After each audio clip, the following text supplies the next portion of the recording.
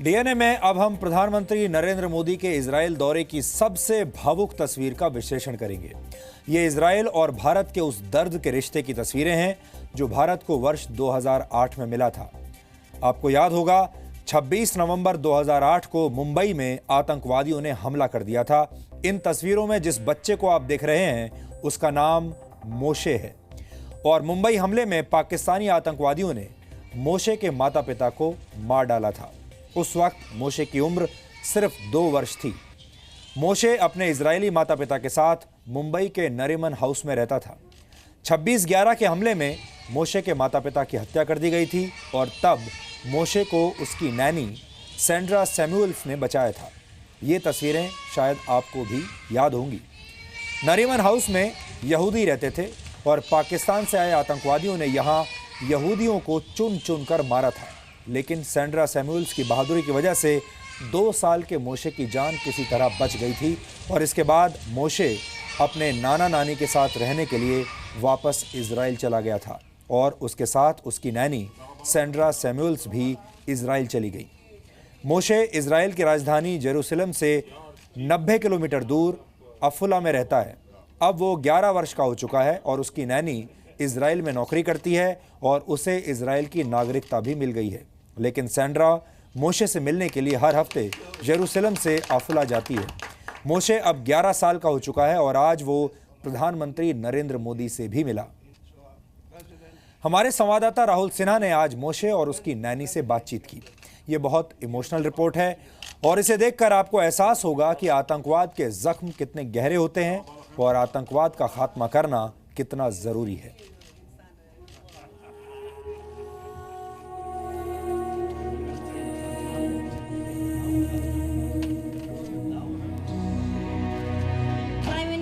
India mister Narendra Modi. नमस्ते तुझे प्रधान मंत्री हिंदुस्तान, आपका स्वागत है हमारे देश में। Welcome to Israel, our holy land, to holy city of Jerusalem. My name is Moshe Olsberg, the son of rabbi Gabi and रिफ्की ओल्सबर्ग। ये प्रधानमंत्री नरेंद्र मोदी के इजराइल दौरे की सबसे भावुक कर देने वाली तस्वीर है, क्योंकि मोशे वो बच्चा है जिसने 26/11 के मुंबई हमले में अपने माता पिता को खो दिया था। उस वक्त मोशे महज 2 साल का था। आज वो 11 साल का हो गया है। मोशे अब आपके सामने, वो छोटा सा बच्चा मोशे जिसकी तस्वीर आपने अब से 8 साल पहले देखी थी और अब में बहुत अंतर आ चुका है मोशे का। और मोशे के साथ मैं सैंड्रा को भी दिखाना चाहूंगा, क्योंकि सैंड्रा वही थी जिन्होंने मोशे को उस वक्त उस हमले में बचाया था। मोशे की नानी यहाँ पर मौजूद है और मोशे के नाना भी, जिनके साथ अब मोशे यहाँ पर रहता है। सैंड्रा, एक बार मोशे हिंदी तो खैर नहीं जानता होगा, आपके साथ रहते हुए कुछ सिखाई हिंदी? नहीं, 1 से 10 तक उसको आता है। हिंदी आती है? I don't know Hindi. But you know number, no? 1, 2, 3, 4, 5, 6, 7, 8, 9, 10। चलिए, हिंदुस्तान की एक चीज मोशे के पास है जो आपने बहुत अच्छी सिखा दी। 26 नवंबर 2008 को मुंबई हमला मोशे की जिंदगी का सबसे बड़ा दर्द कैसे बन गया, ये समझने के लिए हमें 9 साल पीछे लौटना होगा, जब मुंबई पर हमला हुआ था।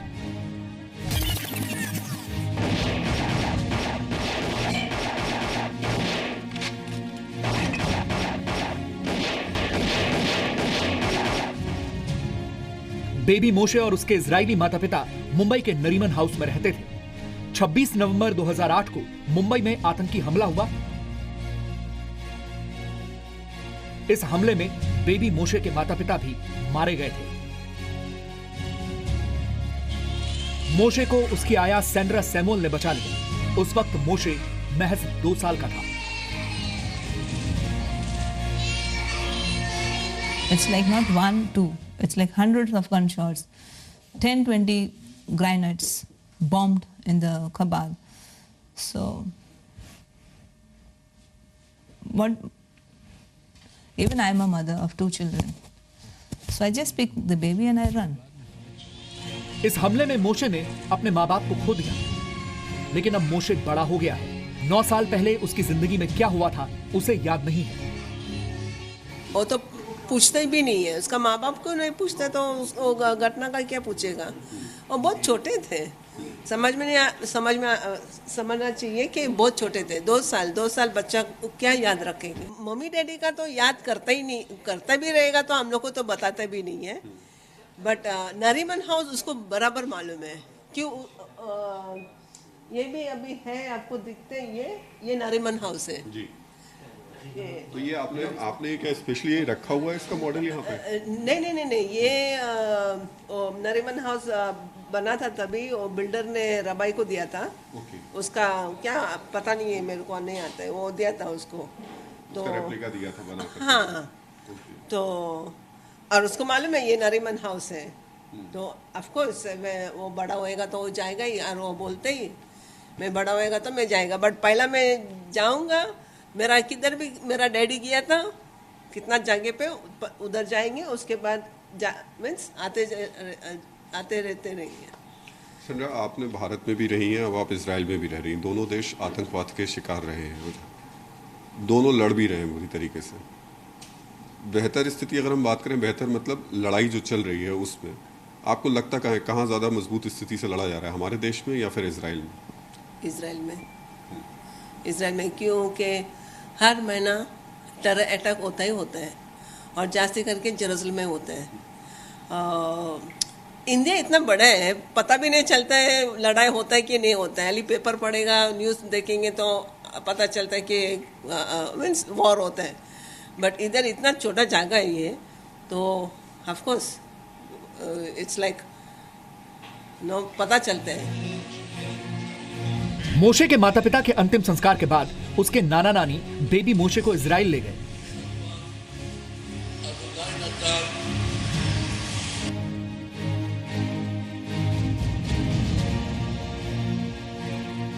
साथ में सैंड्रा सैमुअल भी चली गई। मोशे अब बस सैंड्रा को ही पहचानता है। सैंड्रा ने उसका अपने बच्चे की तरह ख्याल रखा है। I stayed in that Nariman just because of Moshe boy, because I knew 100% that if Rabbi can take care of his Rifki, take care of himself. So in that way, I was thinking, if something happens, Rabbi can take care of Rifki. But for Moshe boy, it is completely different. The baby was completely different from everything.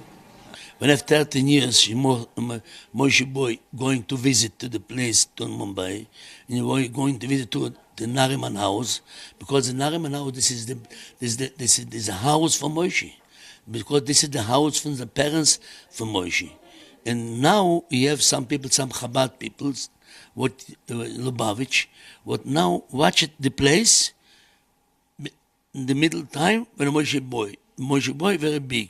Now after 2 years, Moshe boy coming to India, to the Nariman house to visit. I think so. When you have maybe 18 years, 20 years, then Moshe boy go back just to India and to live to Mumbai, and live in the Nariman house. And you have the rabbi, the chief rabbi of Lubavitch in Mumbai. मोशे को Israel की नागरिकता दे दी गई है। वो अपने नाना नानी के साथ रहने लगा है। सैंड्रा को भी 2 साल बाद इजराइल की नागरिकता दे दी गई। उन्हें वहां उनकी बहादुरी के लिए बहुत सम्मान भी मिला। मिनिस्टर वो आते हैं तो उसका बिजनेस करके वो निकल सकते हैं, बट वो ऐसा नहीं किया। उसने याद किया कि एक बच्चे थे मेरा देश में, किसका माँ बाप टेरर अटैक में मर गए, तो उसके लिए मैं एटलीस्ट मैं इतना दूर में जा रहा हूँ देश में, इजराइल में, एटलीस्ट वो बच्चा भी तो इजराइल में ही है, तो मैं थोड़ा उसको मिल के ही जाऊँ।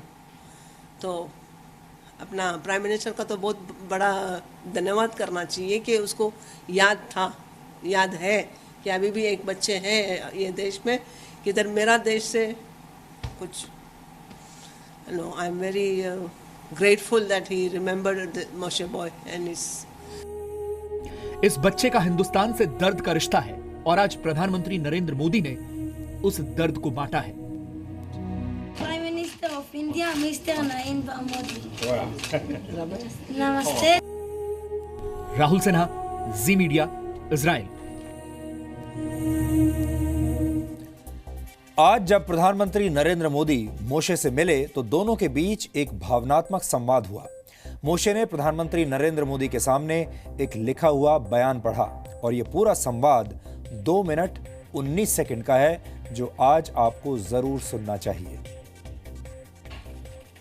Dear Prime Minister of Israel, Mr. Benjamin Netanyahu. Dear Prime Minister of India, Mr. Narendra Modi. Namaste to the प्रधानमंत्री हिंदुस्तान, आपका स्वागत है हमारे देश में। Welcome to Israel, our holy land, to holy city of Jerusalem. My name is Moshe Olsberg, the son of Rabbi Gabi and Rivki Olsberg. I am 11. They are sent by Lubavitch Rabbi. I am 11 years old. I was saved by my very special Nani Sandra. May God bless them. My parents lived in Mumbai. They helped Indian Nani. My parents lived in Mumbai. They helped every person, Jewish and not Jewish, alike. The house was open to everyone. I now live in Israel with my grandparents, Rabbi Shimon and Judith Rosenberg. Mr. Modi, Prime Minister Modi invited me to come to India. You will come with me to Mumbai.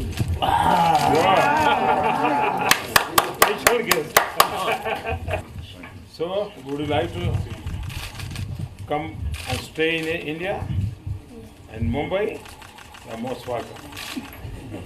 You and your all family members, they will get a long-term visa from my government. So anytime you can come, anywhere you can go. Thank you. Thank you. Tadaba, Tadaba. 500 million people. And if you can come here, remember Moshe, because you love Moshe and you love all the people, I love you also. Thank you. And I Thank you. Thank you. Yeah. Don't forget. And I come to Mumbai. Can you have a picture, please? אפשר אלינו? ראש הממשלה אלינו?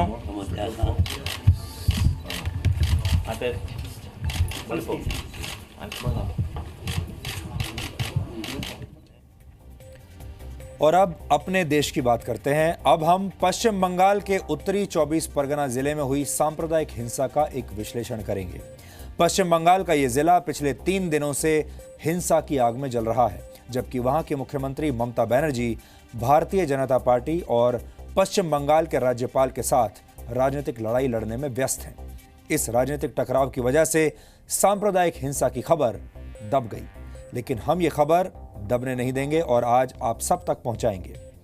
पश्चिम बंगाल में हुई हिंसा को लेकर बहुत से लोगों ने social media, WhatsApp और ईमेल के जरिए हमसे संपर्क किया था। लोगों ने अपने संदेश में हमसे कहा था कि इस खबर को मीडिया दिखा नहीं रहा है और उन्हें अब सिर्फ जी न्यूज़ से ही उम्मीद बची है। इसके बाद हमने इस खबर की पूरी पड़ताल की और सांप्रदायिक हिंसा का सच आपको दिखाने का फैसला किया, क्योंकि हमें लगता है कि सांप्रदायिक हिंसा होने के बाद उसका संज्ञान लेने से इनकार कर देना सच्ची पत्रकारिता नहीं होगी। ऐसी घटना को देखकर आंखें बंद कर लेने से ये समस्या और बढ़ेगी और इससे अपने देश का ही नुकसान होगा। इसलिए आज हम इस खबर का एक तथ्यात्मक डीएनए टेस्ट करेंगे। यह पूरा विवाद एक फेसबुक पोस्ट से शुरू हुआ।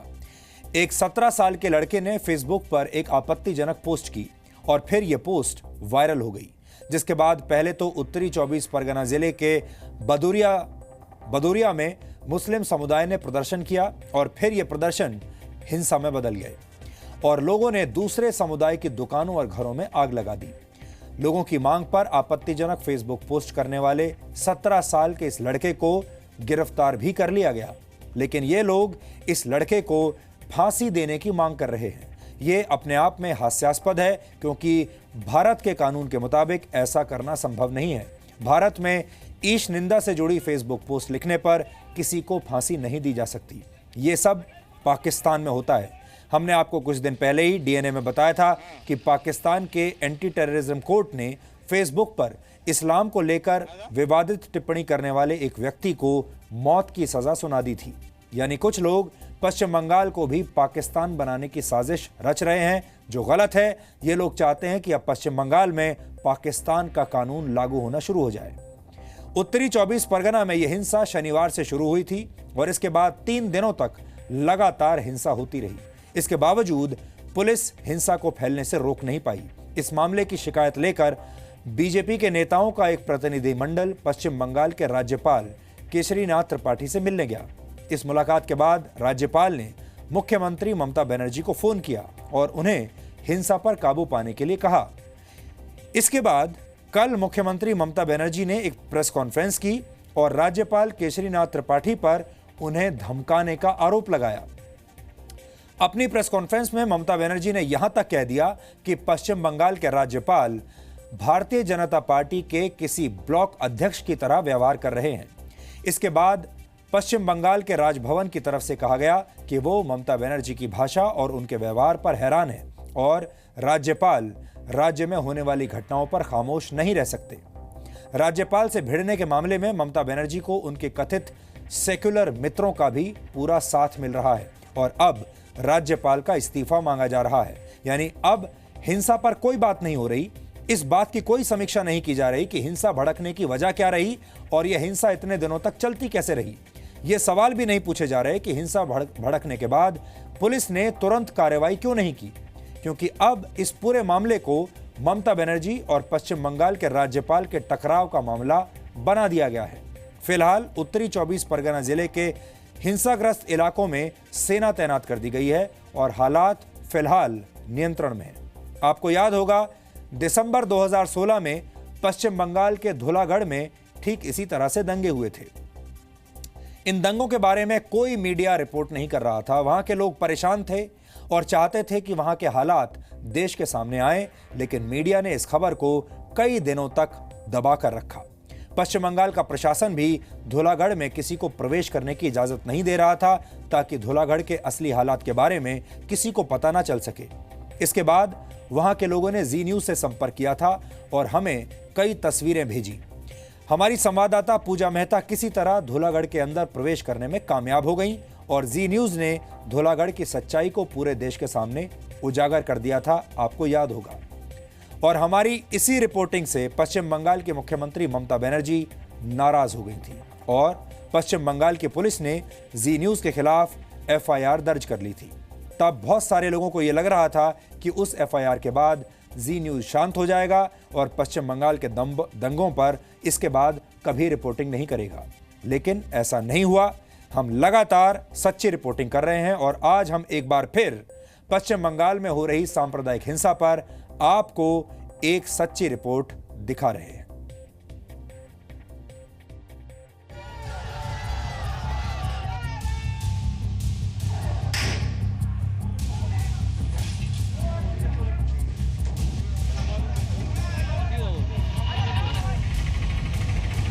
जली हुई गाड़ियां,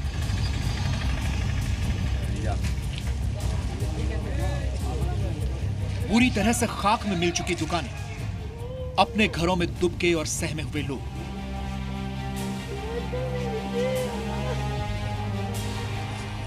ये तस्वीरें पश्चिम बंगाल की हकीकत बन चुकी हैं। ताजा हिंसा 24 परगना जिले में हुई है। मामला एक 17 साल के लड़के की फेसबुक पोस्ट से भड़का। पुलिस ने इस लड़के को गिरफ्तार भी कर लिया, लेकिन उन्मादी लोगों की भीड़ ने फेसबुक पोस्ट के बाद पूरे इलाके में जमकर हंगामा किया। पहले प्रदर्शन किया गया और फिर यह प्रदर्शन आगजनी और हिंसा में बदल गया। गुस्साई भीड़ ने कई जगहों पर सड़कें ब्लॉक कर दी और दूसरे समुदाय के घरों और कई दुकानों को आग के हवाले कर दिया गया।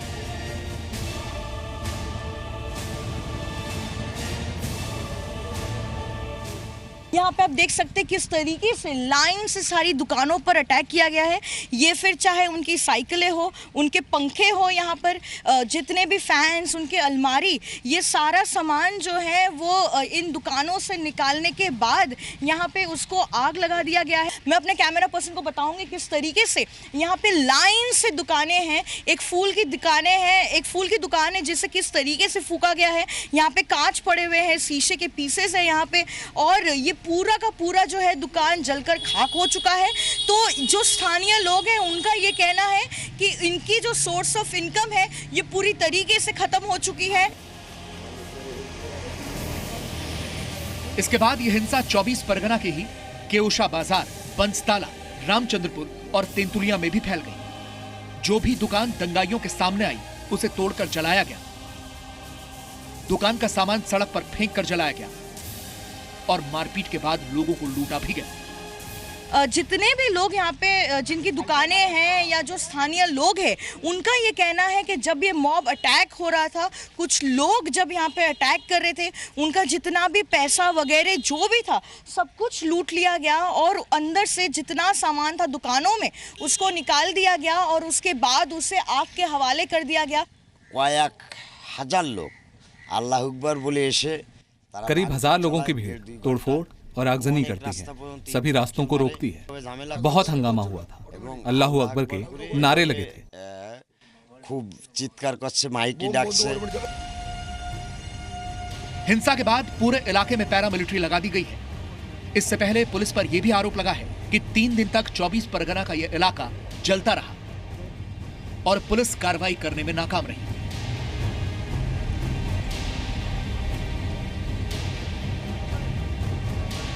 लोगों का गुस्सा फेसबुक पोस्ट के बाद इतना भड़का हुआ है कि वो उस 17 साल के आरोपी लड़के के लिए फांसी की मांग कर रहे हैं। जाहिर है ऐसा आपने सिर्फ पाकिस्तान में ही सुना होगा कि फेसबुक पर किसी आपत्तिजनक पोस्ट के बाद किसी व्यक्ति को फांसी दे दी जाए। सब चाहता है जो आदमी ने ये गलत काम किया उसको फांसी चाहता है और उसको पीछे जो है उसको भी इन्फेक्शन करके उसको भी साजा चाहता है। डिमांड सिर्फ हमारा नहीं है, सबका यही है कि उनको फांसी, मतलब सभी का मांग यही है कि फांसी होना चाहिए ताकि ऐसा सजा मिलना चाहिए जो कि आगे इस तरह का हरकत कोई ना करे। लेकिन सवाल यह है कि किसी एक नाबालिग लड़के की करतूत की सजा उन निर्दोषों को क्यों दी गई जिनकी दुकानें और घर जलाए गए। हालांकि प्रदर्शन करने वाले लोगों का कहना है कि घरों और दुकानों में आग लगाने वाले बाहरी लोग थे।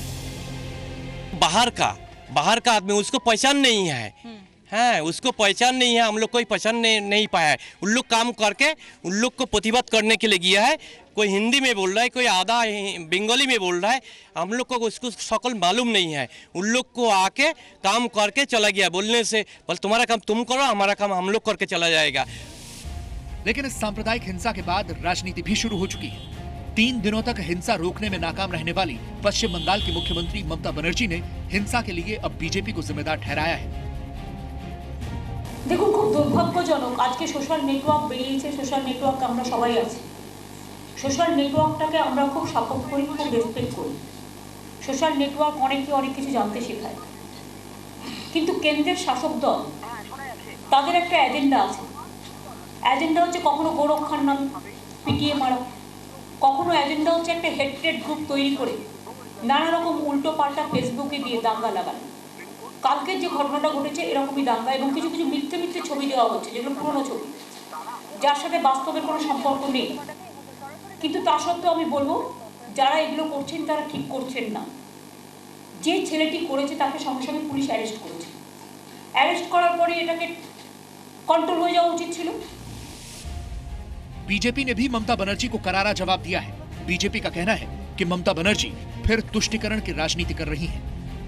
The moment somebody, a group of people, when they are creating ruckus, when they are hitting people, why are not they being stopped immediately? Because they are Muslims? That is my question. Why? कि ममता बनर्जी को पहले समझना चाहिए कि सांप्रदायिक हिंसा बंगाल के अंदर और उनकी तुष्टीकरण की जो राजनीति है उसके कारण फैलती जा रही है। उनकी पुलिस जो है निपुंसक की तरह काम कर रही है। लेकिन ममता बनर्जी यहीं नहीं रुकी, वो सीधे पश्चिम बंगाल के राज्यपाल से भी भिड़ गई। ममता बनर्जी ने आरोप लगाया कि राज्यपाल केशरीनाथ त्रिपाठी ने उन्हें धमकाया। ममता ने राज्यपाल पर बीजेपी के ब्लॉक अध्यक्ष की तरह व्यवहार करने का आरोप लगाया। আর আমি মাননীয় রাজ্যপালের কাছে আমি বলেছি যে আপনি এইভাবে আমার সাথে কথা বলতে পারেন না। রাজ্যপাল কথা বলছেন যেন মনে হচ্ছে বিজেপির সভাপতি কথা বলছেন, ব্লক সভাপতি। কেন এটা হবে? আমরা কেউ চাকর বাকর নই। আই এম সরি, আমি এখানে একটা সরকার চালাই, মানুষ আমাকে পাঠিয়েছে বলে আমি কারোর দয়া আসিনি। আমি বিজেপির দয়ে আসিনি, আমি সিপিএমের দয়ে আসিনি, আমি কংগ্রেসের দয়ে আসিনি, আমি মানুষের দয়ে এখানে আছি। মানুষ যেদিন চাইবে না আমি চলে যাব। আজকে অপমান করার পর আমি নিজেও ভেবেছিলাম একসময় যে আমি ছেড়ে দেবো। এত অপমান আমি জীবনে হইনি। গভর্নর আমাকে থ্রেট করতে পারে না, উনি আমাকে থ্রেট করেছেন আজকে। নিশ্চয়ই আমার ফোনে ফোন করে আমাকে থ্রেট করেছেন। উনি আমাকে ল অ্যান্ড অর্ডার দেখাচ্ছেন। উনি কেন একটা পক্ষ নেবেন? দুটো পক্ষ নিতে পারেন না? কেন নেবেন? আজকে যে কোনো একটা ছোট্ট ঘটনা ঘটলে বিজেপির লোকেরা গিয়ে ওনাকে একটা কাগজ দিয়ে আসলে উনি একদম যা ইচ্ছে তাই বলে বেড়ান। ওনার বোঝা উচিত he is a nominated person, constitutional man, I respect him, he should maintain his respect also. The governor has used unacceptable language in his telephone call to the chief minister, and very unfortunate that the Raj Bhavan in Bengal has been converted into an RSS shakha. Mamata Banerjee के आरोपों पर पश्चिम बंगाल के राजभवन की तरफ से बयान भी आया है। राजभवन की तरफ से कहा गया है कि दोनों की बातचीत में ऐसा कुछ भी नहीं हुआ था कि मुख्यमंत्री अपमानित महसूस करें। देखिए, आखिर ममता जी किस हद तक जाएंगी? कभी आर्मी पर हमला करती हैं, कभी महामहिम राज्यपाल पर भी हमला करने लगी। तो इंस्टीट्यूशन पर हमला करना बंद करना चाहिए। महामहिम राज्यपाल एक इंस्टीट्यूशन होते हैं, संवैधानिक पद है। मुख्यमंत्री जी को मर्यादा नहीं तोड़ना चाहिए। इस तरह की भाषा, आप बीजेपी से लड़िए, लेकिन बीजेपी से लड़ते लड़ते आप महामहिम से लड़ने लगिए, आर्मी से लड़ने लगिए, ये सही नहीं। और अगर जमीन पर और अगर वहां पर इस तरह की घटनाएं हो रही हैं तो उस पे राज्यपाल कोई मूक दर्शक तो बन नहीं सकते। ये निश्चित तौर से पूछेंगे, निश्चित तौर से जानकारी चाहेंगे, और उन्हें केंद्र को भी इसकी जानकारी देनी होती है कि जो कुछ भी हो रहा है वो क्यों हो रहा है, किन परिस्थितियों में हो रहा है। अब उस पे आप राज्यपाल जी से ही जो है वो आप दो हाथ करने लगी। जितनी ताकत आप राज्यपाल जी से झगड़ा करने में लगा रही हैं, उसकी अगर आप 20% ताकत भी उन अराजक तत्वों से, उन ताकतों से को ठीक करने में लगा देती, जो ताकतें कि पश्चिम बंगाल में एक पैरेलल सिस्टम और पैरेलल सरकार चला रही हैं, तो आप उनके लिए हित में भी होता ममता बनर्जी। हालांकि ममता बनर्जी के आरोपों को अब दूसरी पार्टियों का समर्थन भी मिल रहा है। ममता जी का ये आरोप मैं समझता हूँ कि काफ़ी हद तक सही है। कई राज्यों में ये शिकायत आती है कि वहाँ के जो भारतीय जनता पार्टी के द्वारा, उनकी सरकार के द्वारा जो चुने हुए राज्यपाल हैं, वो एक भारतीय जनता पार्टी के कार्यकर्ता के रूप में काम करते हैं। दोनों ही चूँकि अहम हैं और दोनों के दरमियान किसी किस्म की इस तरह की मिसअंडरस्टैंडिंग न हो, ये अपेक्षा की जाती है, ताकि संविधान के दायरे में अच्छी तरह काम हो, मिलजुल के तालमेल के साथ काम हो। एक राजनीतिक साजिश के तहत एक विचार को समूचे देश पे थोपने का प्रयास है। लोकल पुलिस भी उस उन्माद को रोकने में कई बार असमर्थ होती है। इसलिए ममता जी की इस मांग का मैं समर्थन करता हूँ। लेकिन ऐसा लगता है कि जैसे पश्चिम बंगाल में ममता बनर्जी के राज में दंगाइयों को खुली छूट मिली हुई है, क्योंकि ऐसा पहले भी हो चुका है। धुलागढ़, कलियाचक और मालदा में भी ऐसी ही हिंसा हो चुकी है। कई बार बंगाल में दंगे हुए और हर बार ममता सरकार पर एक समुदाय विशेष का साथ देने का आरोप लगा। 24 परगना से पूजा मेहता के साथ ब्यूरो रिपोर्ट, जी मीडिया। हर बार की तरह इस घटना को भी धर्म के चश्मे से देखा जा रहा है, लेकिन हमें लगता है कि दुनिया का कोई भी धर्म इतना कमजोर नहीं है कि किसी फेसबुक पोस्ट से उसे खतरा पैदा हो जाए। अपराधी चाहे हिंदू हो या मुसलमान, उसे कानून के मुताबिक अपने किए की सजा मिलनी ही चाहिए। भारत एक लोकतंत्र है और लोकतंत्र का मतलब यह नहीं होता कि धार्मिक उन्माद से भरी भीड़ सड़कों पर सजा देने का काम करने लगे। हमें इस बारे में गंभीरता से सोचना होगा। आपने देखा होगा, अक्सर जब दंगे होते हैं तो खबरों को इस तरह रिपोर्ट किया जाता है कि दो संप्रदायों के बीच में झड़प हो गई, और ये बात लोगों की समझ पर छोड़ दी जाती है कि झगड़ा हिंदू और मुसलमानों के बीच या फिर अगड़ी और पिछड़ी जातियों के बीच हुआ होगा। ये एक दूषित सोच है। हमें घटनाओं, अपराधों और हादसों को धर्म और जाति के चश्मे से देखना बंद करना होगा। हत्या हत्या होती है, चाहे वो किसी भी धर्म के व्यक्ति की हो या किसी भी जाति के व्यक्ति की हो। आजकल भीड़ तंत्र पर बहुत सारी खबरें चर्चा में रहती हैं, भीड़ तंत्र पर बहुत बहस हो रही है, लेकिन भीड़ द्वारा की गई हत्याओं और हिंसाओं को लेकर हमारे देश के बुद्धिजीवियों और मीडिया के दोहरे मापदंड हैं। कुछ जगहों पर भीड़ द्वारा फैलाई गई हिंसा और हत्याओं के मामले तुरंत हेडलाइन में आ जाते हैं और उस पर विरोध प्रदर्शन होने लगते हैं, जबकि कुछ जगहों में होने वाली ऐसी हिंसा कभी खबरों में नहीं आ पाती। आपने देखा होगा, दिल्ली या दिल्ली के आसपास अगर कोई ऐसी घटना हो जाए तो उस पर विरोध प्रदर्शन होने लगते हैं। श्रीनगर में हो जाए कोई विरोध प्रदर्शन नहीं होता। पश्चिम बंगाल में अगर ऐसी घटना हो जाए उसको लेकर देश भर के बुद्धिजीवी, लेखक, एक्टर्स कैंडल मार्च नहीं करते। यह फर्क क्यों है, इसके बारे में आज आप सोचिएगा जरूर। अब डीएनए में हम एक ब्रेक ले रहे हैं और आप भी एक छोटा सा ब्रेक ले लीजिए। इसके बाद हम आपको आज के दिन से जुड़ी ऐतिहासिक जानकारियां देंगे।